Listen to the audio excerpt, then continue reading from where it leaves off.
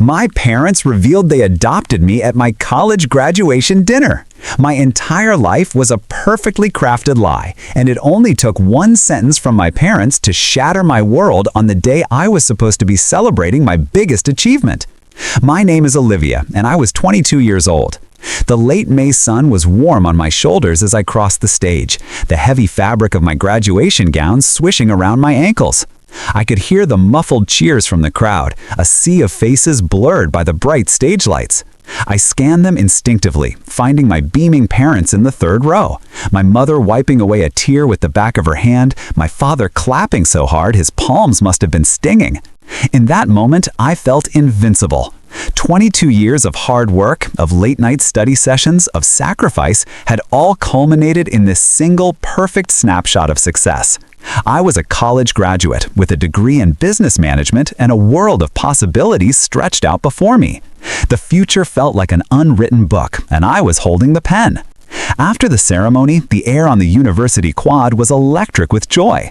Caps flew through the air, a chaotic swarm of black velvet against the brilliant blue sky. I hugged my friends, our laughter mingling with the proud tears of our families. Through it all, I kept glancing back at my parents, my anchors. They were my rock, the two people who had supported every dream, dried every tear, and celebrated every victory. They had raised me in a loving home, filled with warmth, encouragement, and unwavering support. I was their only child, the center of their universe, and I had never, not for a single day, doubted their love. They suggested we go to my favorite Italian restaurant for dinner, a small, intimate place with checkered tablecloths and the smell of garlic and fresh basil hanging in the air. It was our special place, where we'd celebrated everything from good report cards in high school to my college acceptance letter. The mood was buoyant as we settled into our corner booth. My father poured me a small glass of champagne, toasting to my future. I talked excitedly about my job interviews, the one I had lined up for the following week, the apartment I was hoping to find in the city. They listened, nodding and smiling, but there was an undercurrent of something else, a strange stillness between them that I couldn't quite place. I chalked it up to sentimentality, to the bittersweet emotion of seeing their little girl all grown up. We just finished our main courses, the plates cleared away, when my father folded his napkin and placed it neatly on the table. He looked at my mother, who gave him a small, almost imperceptible nod. He turned his gaze to me, his expression soft, but his eyes held a weight I'd never seen before. He reached across the table and took my hand. His palm was damp. "Olivia," he began, his voice unusually quiet, a stark contrast to the festive clatter of the restaurant around us. "There's something we need to tell you, something we should have told you a long time ago." My heart gave a little flutter of apprehension. Was it about money? Was one of them sick? I braced myself, my mind racing through a dozen possibilities. But nothing, absolutely nothing, could have prepared me for the words that came next. He took a deep breath, the air catching in his throat. "We're not your biological parents. You were adopted." The words hung in the air between us. Surreal and alien. Adopted? The word didn't compute. It was a thing that happened in movies, to other people, not to me, not to Olivia, the only daughter of David and Margaret, who had my mother's eyes and my father's nose. I stared at him, searching his face for some sign that this was a terrible joke, a moment of surreal, misplaced humor. But there was no humor there, only a profound, bottomless sadness. My mother was looking down at her lap, her shoulders trembling slightly. The world seemed to tilt on its axis. The cheerful sounds of the restaurant faded into a dull roar, like distant ocean waves. The half-eaten tiramisu the waiter had just placed on our table looked like a strange, abstract sculpture. My entire life, every memory I held dear, every family photo lining the walls at home, suddenly felt like a prop on a movie set. My hand, still in my father's, felt cold and foreign. 22 years. They had looked me in the eye every single day for 22 years and lived with this monumental secret. As the initial shock began to crystallize into a sharp, piercing pain, my father spoke again, his voice barely a whisper. "And your birth mother, she's been looking for you. She contacted us." My mind reeled, struggling to process the second bombshell. A birth mother. A real family, somewhere out there who wanted to meet me. The life I thought I knew had just been erased, and in its place was a terrifying, unknown void. I don't remember standing up. I don't remember pushing my chair back or grabbing my purse. My next coherent memory was the feel of the cool evening air on my face as I stumbled out of the restaurant, leaving my parents and the wreckage of our dinner behind. The city street was a blur of headlights and rushing pedestrians, but I felt utterly alone, as if I were standing on a deserted island. My lungs burned, and I realized I'd been holding my breath. I gasped, sucking in air that felt thick and heavy, suffocating. I leaned against the rough brick wall of the building, the texture digging into my back, a small, sharp sensation in a world that had gone numb. Adopted. The word echoed in my head, a relentless, mocking chant.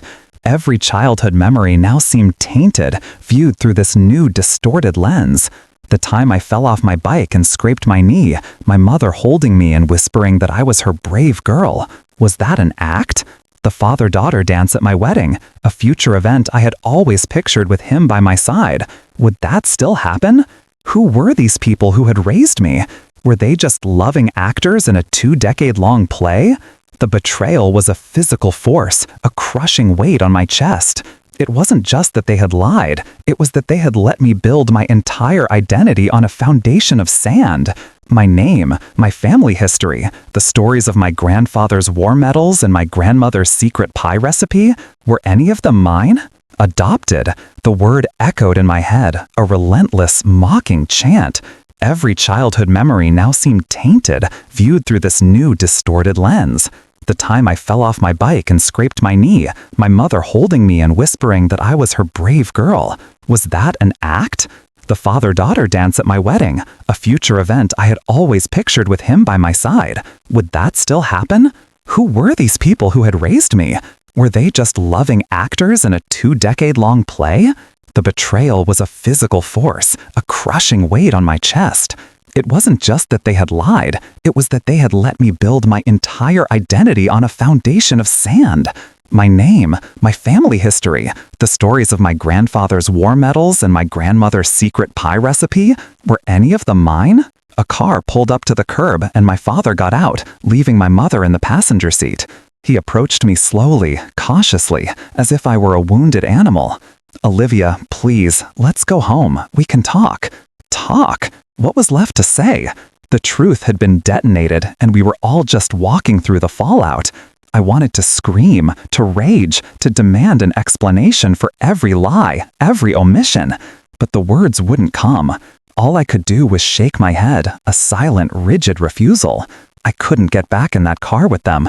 I couldn't sit in the quiet of our home, a place that suddenly felt like a stranger's house, and listen to their justifications. I turned and started walking, aimlessly, into the night. I had no idea where I was going, only that I had to move, to put distance between myself and the source of this unbearable pain. The city lights streaked past my tear-filled eyes. I walked for what felt like hours. The rhythmic slap of my sandals on the pavement, the only sound in my ears. Eventually, exhaustion began to overtake the shock, and I found myself on a bus, the destination sign a blur. I slid into a seat by the window, watching the familiar neighborhoods of my childhood roll by, each one a ghost of a life I no longer recognized. The house where I learned to ride a bike, the park where I had my 10th birthday party, the library where my mother used to read to me. They were all just places now, stripped of their personal meaning. When the bus reached the end of its line, I got off and found myself just a few blocks from my house. A strange, magnetic pull drew me back. I needed to see my room, to be in the one space that felt like it was truly mine. I let myself in with my key, the house dark and silent. My parents weren't home yet. I crept upstairs, my footsteps muffled by the thick carpet. I pushed open the door to my bedroom. It was exactly as I had left it that morning, a chaotic mess of graduation gowns and caps, discarded outfits, and stacks of cards. My eyes landed on my bookshelf, on the row of photo albums my mother had so meticulously curated. My hands trembled as I pulled one down, the album from my first year. I flipped through the pages, my gaze landing on a picture of me as a baby, giggling in my father's arms. He looked down at me with an expression of pure, unadulterated love. I stared at that photo, searching for any hint of a lie, any crack in the facade. But there was nothing, only love. Or what I had thought was love. A sob escaped my lips, a raw, guttural sound of anguish. I sank to the floor, the album open in my lap, and finally let the tears fall, hot and endless, for the girl I used to be, a girl who no longer existed. The first light of dawn was filtering through my bedroom window when I finally stirred from a fitful sleep on the floor. My neck was stiff, my eyes were swollen and gritty from crying, and a hollow ache had taken up residence in my chest. The photo album lay open beside me, a testament to a life that now felt borrowed. Downstairs, I could hear the quiet, hesitant sounds of my parents moving around the kitchen. The familiar clink of a coffee mug, the low hum of the refrigerator, sounds that had always signaled comfort and safety, now felt like an intrusion. I was a prisoner in my own home, and my jailers were the two people I loved most in the world. I knew I couldn't hide in my room forever. The questions were like a swarm of bees buzzing in my head, demanding answers. Who am I? Why was I given up? Who is she, this woman who gave birth to me and is now trying to find me? With a deep, shuddering breath, I pushed myself up, my body protesting with every movement. I caught a glimpse of myself in the mirror above my dresser, a pale, hollow-eyed stranger with tangled hair and a face stained with tears. This was the new Olivia, the post-revelation version. I walked downstairs, my bare feet silent on the wooden steps. My parents were sitting at the kitchen table, 2 untouched cups of coffee in front of them. They looked up as I entered, their faces etched with a mixture of guilt, worry, and profound sadness. The air was thick with unspoken words. My father started to stand, but I held up a hand, stopping him. I couldn't bear his touch, his comfort. It felt tainted now. I pulled out a chair and sat opposite them, the table a vast chasm between us. For a long moment, no one spoke. I just stared at them. Really looked at them, trying to see the strangers beneath the familiar faces of my parents. Finally, my mother slid a manila envelope across the table. It was thin, worn at the edges, as if it had been handled 1,000 times. "This came for you a few weeks ago," she said, her voice barely audible. "From her. From your birth mother. We didn't know what to do. We were so scared of losing you." Her voice broke on the last few words, and she covered her face with her hands. I stared at the envelope. My name was written on the front in a neat, flowing script I didn't recognize. Olivia. It was my name, but it felt like it belonged to someone else. My hands shook as I reached for it. It was lighter than I expected. Inside was a single sheet of folded paper and a small, square photograph. I unfolded the paper first. It was a letter, addressed to me. My eyes scanned the first few lines, and the world tilted again. The letter didn't start with an apology or an excuse. It started with a reason so shocking and unexpected that it momentarily silenced the storm of rage and betrayal raging inside me.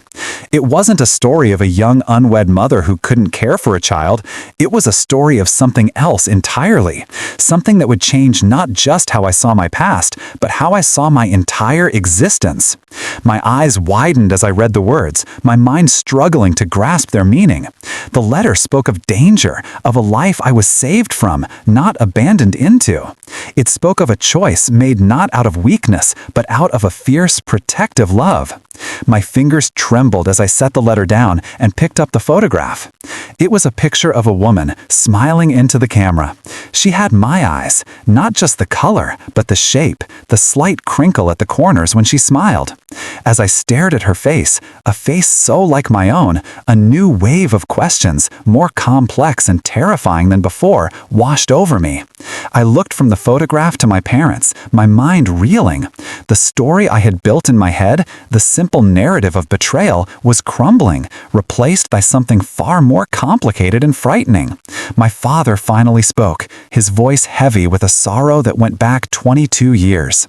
"Her name," he said softly, "is Elena. Elena, the name echoed in the silent kitchen, a key turning a lock in a door I never knew existed. I looked back down at the photograph, at the woman with my face and my eyes. Elena, my birth mother. The letter she had written lay on the table between us, a fragile bridge between two separate worlds. I picked it up again, my eyes devouring the words, trying to piece together the puzzle of my origin. Her story was not one I had ever imagined. She wasn't a teenager who made a mistake. She was a woman in her late 20s when she had me, a successful architect living in a city hundreds of miles away. She was in a relationship with a man, a powerful and charismatic man who, she wrote, had a darkness that no one else saw. A man whose love was a cage. By the time she realized the depth of his cruelty, she was trapped. He controlled every aspect of her life, her finances, her friendships. When she discovered she was pregnant with me, she knew it was her one chance to escape. She wrote that I was her salvation, the tiny spark of hope that gave her the strength to run. She didn't just give me up for adoption, she orchestrated a complex and dangerous plan to disappear, to save us both. She found a lawyer who dealt in high-stakes, confidential adoptions, and she hand-picked my parents from a stack of profiles, drawn to their quiet stability and their evident capacity for love. She gave me a new life, and in doing so, she gave herself one too. Reading her words, the hot anger I had felt towards my parents began to cool, replaced by a profound and aching empathy for this woman I had never met. She hadn't abandoned me. She had sacrificed everything for me. My parents' secret was no longer a simple betrayal. It was a pact, a promise made to a terrified woman to protect her child. I looked at them, really seeing them for the first time since the night before. They weren't liars. They were guardians of a dangerous truth. My father's face was etched with the weight of those 22 years of silence. "She made us promise," he said, as if reading my thoughts. "She made us swear we would never tell you unless she contacted us first. She was afraid he would find her, find you. We lived in fear of that day, but we also lived in fear of this one, the day you would find out we had deceived you." My mother finally spoke, her voice thick with unshed tears.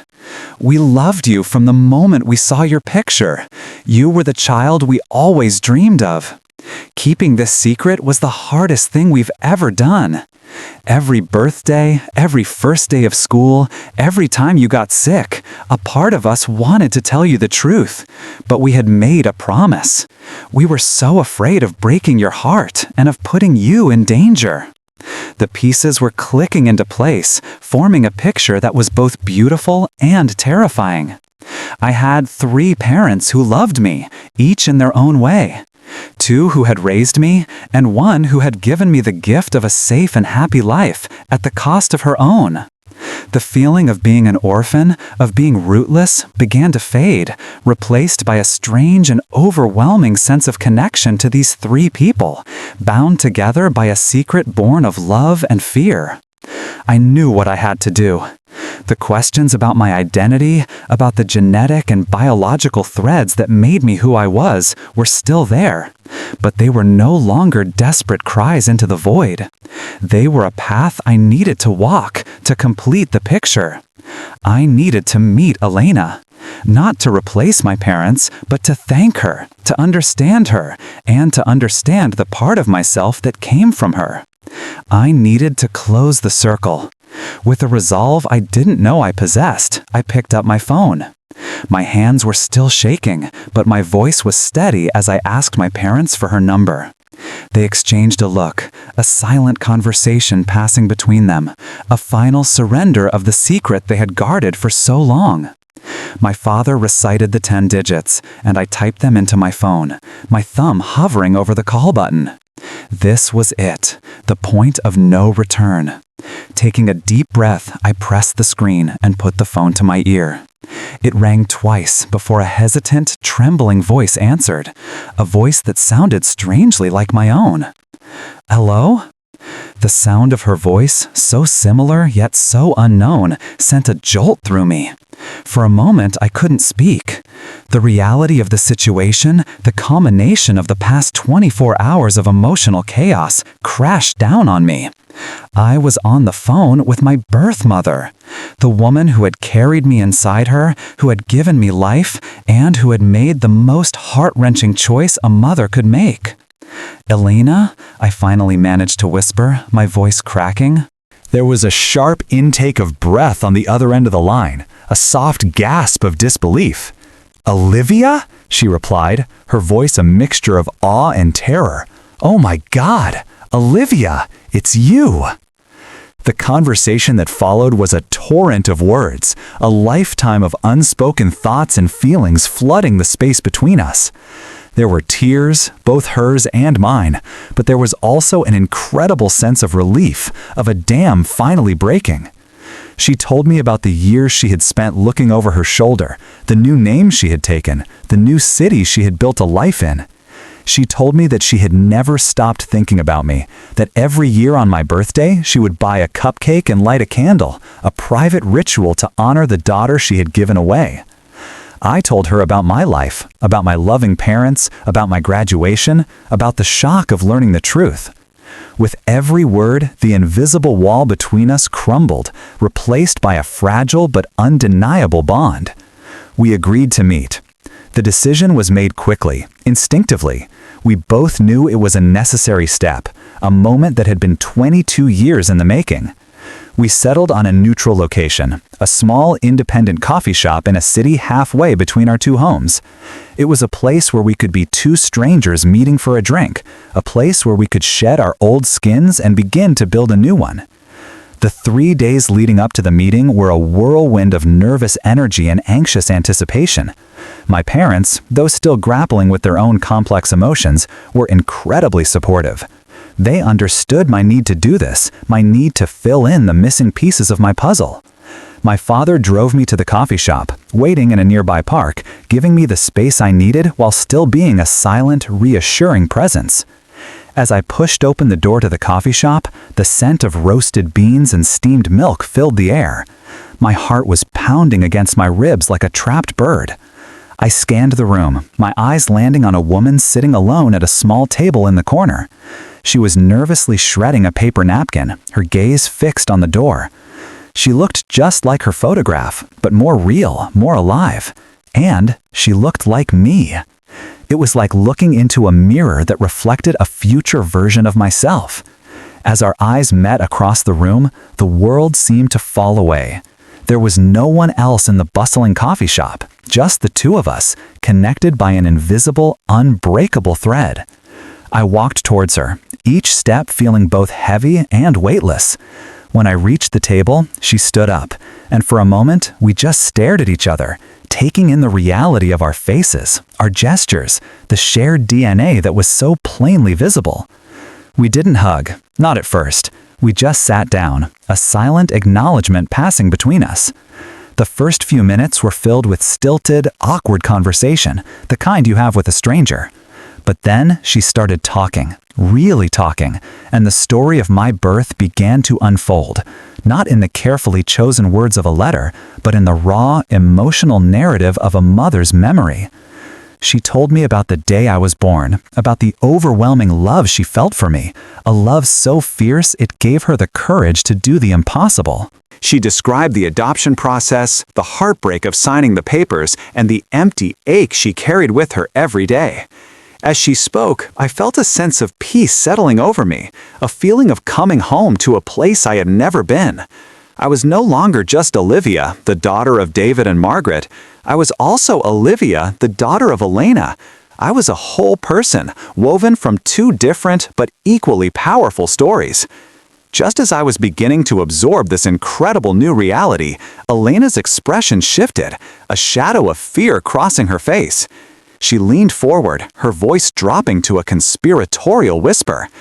"There's something else I need to tell you, Olivia. Something about why I contacted you now. It's about him, about your father." The name hung in the air between us, a dark cloud obscuring the fragile light of our new beginning. My father. Not the kind, gentle man who had raised me, but the man whose DNA I also shared. A man whose existence was tied to a story of fear and escape. Elena's hands, which had been resting on the table, clenched into fists. The coffee shop, which had felt like a safe haven just moments before, suddenly seemed exposed, its large windows like watching eyes. She lowered her voice even further, her words barely audible above the hiss of the espresso machine. His name is Marcus, and he's not just a man with a dark past, Olivia. He's a dangerous man. He's the reason I ran. He's the reason I gave you away. The story she told was chilling, a stark contrast to the loving narrative of my upbringing. Marcus was not just controlling, he was a master manipulator, a wealthy and influential man with a volatile temper and a deep-seated need for possession. Elena described a life of psychological abuse, of being isolated from her friends and family, of living in constant fear. When she told him she was pregnant, she said, his reaction wasn't anger, but a terrifying sense of ownership. He saw me not as a child, but as an extension of himself, another piece of property to control. It was then that she knew she had to escape, not just for herself, but for the innocent life growing inside her. Her plan to disappear was born out of a primal maternal instinct to protect me from the poison of his world. She had lived in hiding for over 2 decades, constantly looking over her shoulder, building a new life under a new name. But a few months ago, she saw his face in a magazine. He was in the news, a celebrated philanthropist, a respected businessman. He was in my city, the city where I had just graduated from college. The proximity, the sheer coincidence of it, sent a wave of panic through her. He doesn't know about you, Olivia, she said, her eyes wide with fear. He never knew I was pregnant when I left. But if he were to find out, if he were to see you, he would see himself, and he would want to own you, just like he tried to own me. The weight of her words settled on me, a cold, heavy dread. My life, the safe, happy, normal life I had always known, was suddenly framed by a threat I couldn't see, a danger from a past I never knew I had. The reason she had broken her silence, the reason she had risked everything to contact me, was to warn me. She had seen a recent article about my university's graduating class, a photo of the top students, and my face was among them. She knew it was only a matter of time before our paths might cross, before a chance encounter could unravel everything. You have to be careful, she pleaded, her voice trembling. You can't trust anyone. He has resources, people everywhere. You need to be aware. I sat there, stunned, the warm coffee in my hand suddenly feeling cold. The world I thought I knew had been shattered and reassembled in the span of a few days, and now this new, more terrifying reality was taking shape. I wasn't just a girl who was adopted, I was the hidden daughter of a dangerous man, a secret that could put me and everyone I loved in peril. As I was trying to process this overwhelming information, a movement outside the coffee shop window caught my eye. A man in a dark suit, standing across the street, seemingly talking on his phone. But his eyes weren't on his phone, they were fixed on our table. A cold knot of fear tightened in my stomach. I had seen that man before, not once, but several times over the past few weeks, near campus, outside my apartment building. I had dismissed him as a random stranger, a trick of my imagination. But now, in the context of Elena's warning, his presence took on a sinister meaning. Elena followed my gaze, her face draining of all color. She saw him, and the terror in her eyes confirmed my worst fear. It wasn't a coincidence. He was watching us. Time seemed to slow down, the sounds of the coffee shop fading into a dull, distant hum. The man across the street didn't move, his gaze like a physical touch, cold and invasive. Elena's hand shot across the table and grabbed mine, her grip surprisingly strong. "Don't look at him," she hissed, her voice a strained whisper. "Act normal. We have to get out of here, now." The adrenaline that had been simmering in my veins for the past 3 days surged into overdrive. My mind, which had been reeling from emotional shock, was now sharp, clear, and focused on one thing: survival. I nodded slowly, my eyes fixed on the half-empty cup of coffee in front of me, but my peripheral vision was locked on the man across the street. We didn't say another word. There was no need. A silent, primal understanding passed between us.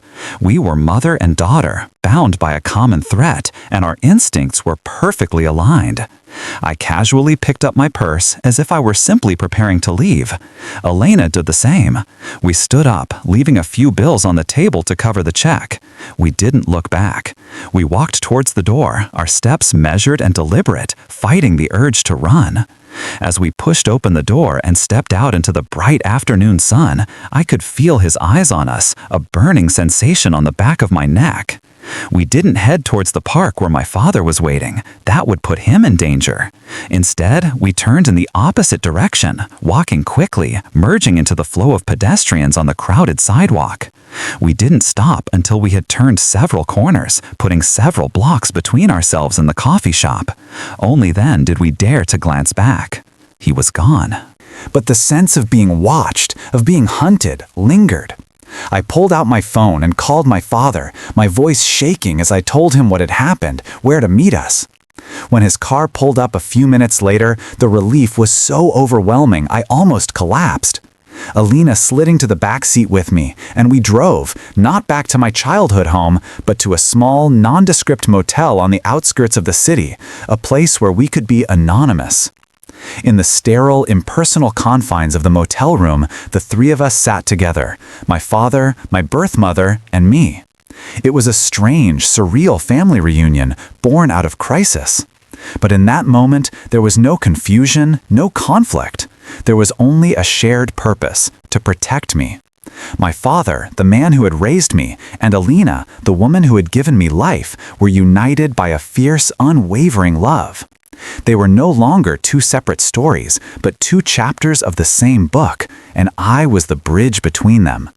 The fear was still there, a palpable presence in the room, but it was overshadowed by a new, profound sense of strength. I was not a victim of circumstance. I was the product of two incredible acts of love. The love of a mother who sacrificed everything to give me a safe life, and the love of a father who dedicated his life to protecting that secret.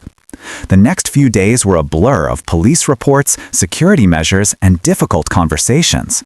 We learned that Marcus had indeed been looking for Alina, and his resources were vast. But we also learned that we were not powerless. We had each other. My parents welcomed Alina not as a threat, but as an ally. They opened their home, their lives, and their hearts to her, creating a new, unconventional, but unbreakable family unit. The life I had known was gone, but in its place, something stronger, more resilient had emerged. I was no longer just Olivia, the college graduate, or Olivia, the adopted daughter. I was all of those things, and more. I was a survivor. I was a daughter twice over. My identity wasn't a secret to be uncovered, but a story to be embraced in all its complex, terrifying, and beautiful glory. As I looked at the two women who had shaped my life, one who raised me and one who gave me life, I knew that I was not defined by the danger that lurked in my past, but by the incredible love that had always, in one form or another, surrounded me. I had been chosen, not once, but twice, and that was a truth more powerful than any secret.